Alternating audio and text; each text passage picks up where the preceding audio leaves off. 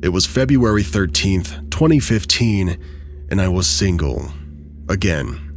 Not that I was bitter or anything, but Valentine's Day had become my annual reminder that love was a myth invented by greeting card companies to sell overpriced chocolates and ugly teddy bears. So, like any self-respecting 38-year-old, I decided to spend the evening with my two true loves, a large pepperoni pizza and a bottle of red wine. Classy, I know. I had just moved into a small duplex on the quieter side of town. The place was cozy, if a little dated, with wood-paneled walls that screamed 1970s rec room. But it was affordable, and the landlord promised the neighbors were quiet. Perfect for a girl who just wanted to eat pizza in peace and pretend Valentine's Day didn't exist. That night, I was sprawled on my couch, halfway through my pizza and 3 glasses deep into the wine, when I heard it. A faint tap, tap, tap on my living room window. I froze, a slice of pizza still dangling from my hand, and my first thought was, great, now even the squirrels are mocking my loneliness. But when I glanced over, there was nothing there. Just the dark outline of my backyard and the faint glow of my neighbor's porch light. I shrugged it off. Probably just the wind or maybe a branch. I went back to my pizza, determined to ignore it. But then it happened again. Tap, tap, tap. Louder this time. I sat up, my heart doing that thing where it tries to escape through my throat. I grabbed the closest weapon that I could find, which was a decorative heart-shaped candle. I know, it's ironic. I took that and I crept toward the window. I peeked through the blinds, half expecting to see a raccoon wearing a tiny bow tie holding a sign that said, "You're alone forever." But no, the yard was empty. Just me, my pizza, and my overactive imagination. The next day, Valentine's Day, I woke up with a mild wine headache and a text from my mom that said, "Don't forget, love is out there," with a kissy face emoji. Thanks, Mom. I really needed that reminder while I'm eating cold pizza for breakfast. I spent the day trying to distract myself. I cleaned the house, reorganized my sock drawer, and even attempted to bake some cookies. They burned badly. And by evening, I was exhausted and ready to call it a night. But as I was brushing my teeth, I heard it again. Tap, tap, tap. This time, it was coming from the back door. I spit out my toothpaste, I grabbed the heart-shaped candle, which was now my official security weapon, and I tiptoed to the door. I peered through the peephole, but all I could see was darkness. My hand hovered over the lock, debating whether to open it or just pretend I was deaf, like that lady from the movie Hush. Curiosity got the better of me, and I cracked the door open just enough to peek outside. There, on my doorstep, was a single red rose. No note, no card, just a rose lying there like some kind of romantic horror movie prop. I picked it up. My mind was racing. Was this some kind of prank? Did I have a secret admirer? Or maybe my mom hired a singing telegram to cheer me up. I don't know. She's done weirder things. I closed the door, I locked it, and I set the rose on the kitchen counter. Part of me wanted to believe that it was a sweet gesture, but the other part, the part that had seen way too many true crime documentaries, was screaming that this is how it starts. The tapping didn't stop. Over the next few days, it became a nightly occurrence. Sometimes it was at the window. Sometimes I heard it on my door, and once I thought I even heard it on my roof. But each time I'd find something waiting for me. A box of chocolates. One time, I found a handwritten poem, which was badly rhymed, by the way. And the creepiest of all, a framed photo of me taken through my living room window. I called the police, but without any concrete evidence, there wasn't much they can do. They suggested that I installed motion sensor lights, keep my curtains closed, and maybe even put up a camera. Things eventually came to a head a few days later on February 20th, exactly 1 week after Valentine's Day. I was in the kitchen reheating some leftover pizza, not the same pizza from the week before, by the way, when I heard the back door slowly creak open. My heart dropped into my stomach as I turned around to see a man standing in my doorway. He was holding a bouquet of roses, wearing a suit that looked like it had been rented from a 1980s prom. "Hi," he said, smiling like this was a totally normal way to introduce yourself. "I'm Greg. I live next door." I just stared blankly at him. I didn't know what to do. My brain was struggling to process what was even happening. I said, "Hi, why are you in my house?" He stepped further inside, still holding the roses, and said, "I've been trying to get your attention for days," as if that explained anything. I thought that maybe you'd notice the gifts, but you never came outside, so I figured I would just come in and introduce myself. I was still staring at him, mind kind of in shock still. I said, "You've been stalking me." He looked offended. He said, "Stalking? No, I was wooing you. Like they do in the movies." I said, "In the movies? Dude, the guy doesn't break into the girl's house to give her flowers." "Oh," he said, as he frowned, as if that had never occurred to him. He said, "I guess I messed up." I said, "Yes, you did," and I pointed towards the door. "Get out before I call the police." He left, but not before leaving the roses on my counter. I called the cops anyway, and they paid Greg a visit. Turns out, Greg had a history, a long one. The police found that he'd been arrested twice before for similar behavior, once for breaking into an ex-girlfriend's house to surprise her with breakfast in bed, and another time for following a coworker home and leaving notes on her car. Both times, he claimed he was just being romantic. The cops said that they had also found a folder in his house filled with photos of me, some even taken from outside my window, others from who knows where.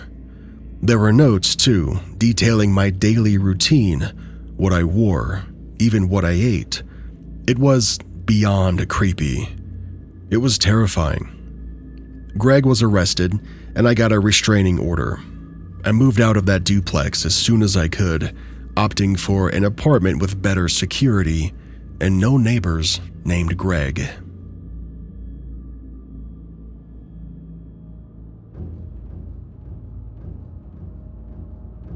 My friend set me up with one of her work friends because I was single and had nothing planned for Valentine's Day. She coordinated everything in advance, making sure that we were both on board, and even went the extra mile by booking a restaurant reservation. Honestly, I was touched. Most people just send you a pity text on holidays, but she went full Cupid on me. Fast forward to Valentine's Day, and I was meeting my date at the restaurant for the first time. I had seen pictures, so I knew what they looked like, but we hadn't talked directly before. My friend insisted on keeping it a true blind date experience, basically like a romantic trust fall. Around 8 p.m., my friend actually drove me to the restaurant. The date went great, and by the end of the night, my date offered to drive me home since I didn't have my own car. I agreed, and off we went. At the time, I was renting a place and sharing it with 4 other housemates. It was a big house, so it never felt crowded. The only downside? The road leading there was straight out of a horror movie. It was dark, surrounded by deep forest, and just the right amount of spooky to make you question every life decision you've ever made. As my date drove, we talked about how nice the night was and even made plans for another date. I was feeling great until I saw her. A woman stood on the left side of the road just at the tree line, waving her arms wildly. And I mean wildly, like a malfunctioning inflatable tube man outside of a used car dealership. There were no other cars on the road, and the whole thing just gave me instant chills. I immediately told him not to stop. My gut was screaming that something was just off. It could have been a trap for all I knew. My date slowed the car down a little, thinking that this person genuinely needed help, but I wasn't having it. I insisted, louder this time, that he keep going. The closer we got, the worse it got. Her face looked half burned, but not fresh burned, more like old, peeling, healed over burned. And yet, she kept waving. Her body moved like she was panicked, but her face was completely expressionless. My date saw her face at the same time I did, and that's when he floored it. The worst part? Even as we sped past, she didn't stop waving. I looked back in the mirror, and she was still waving, until she finally vanished from our sight. You know that gut feeling that people talk about? The one that tells you to run? Listen to it. When we got to my place, my date was understandably freaked out. I offered to let him stay the night, but he insisted on taking a different route home. We did go on more dates after that, but in the end, it ended up not working out. However, that night is burned into my memory, just like her face. I don't know what she was, but I do know one thing. If we had stopped to help, I don't think that we'd be here to talk about it.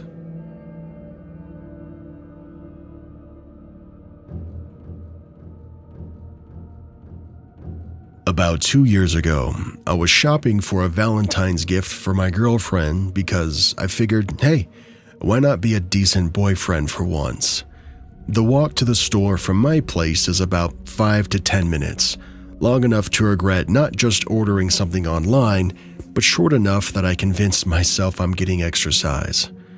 It was around 8 p.m., and all I wanted was to grab my stuff and get home. Now, instead of walking through the park like a normal person, I decided to take the road. Why? Because parks at night are basically horror movie sets waiting for the credits to roll. Besides, barely any cars go down that road, so it felt like a safe bet. As I was walking, I got that weird, tingly, someone's watching me feeling. You know, the kind you get when you accidentally like someone's Instagram post from 2013. I glanced back and I noticed a guy following me. At first, I brushed it off.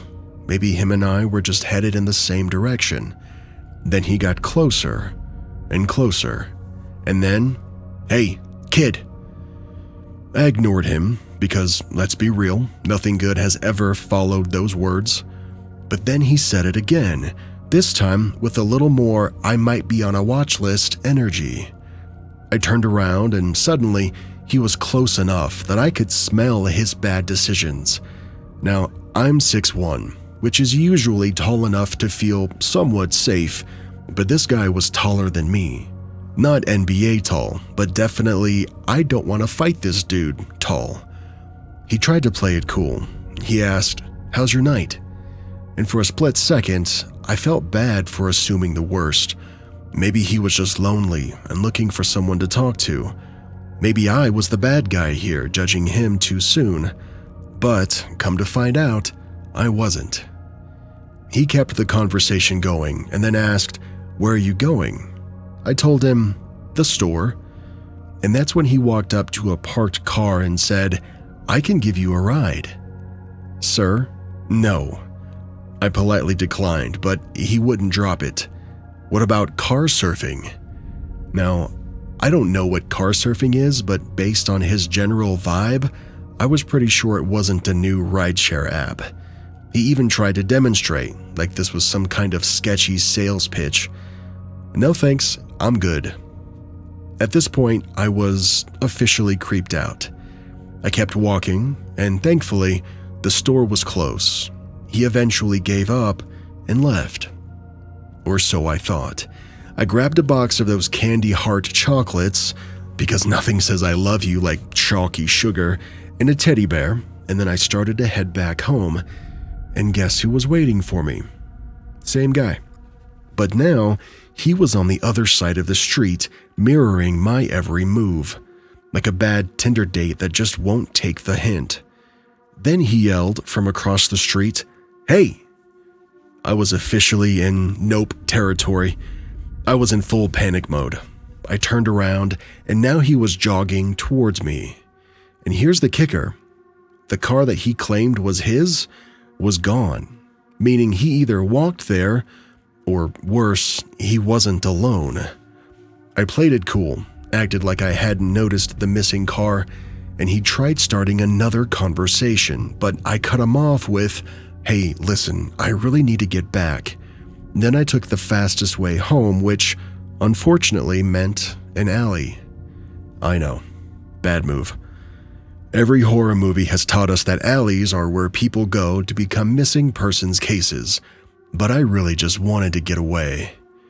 As I made my way through, I spotted the same car parked in the alley. You know, the one that he totally owned. When I got home, I couldn't shake the weirdness of it all, so I did what any rational person would do. I went full detective mode. I tried looking him up online, but nothing. The car? It turns out that it had been reported as stolen. I called it in, just in case. I never found out if they got the car back or if they ever even caught the guy. And honestly, I hope I never run into him again. Next time, I'm just gonna order some Valentine's gifts on Amazon and call it a day.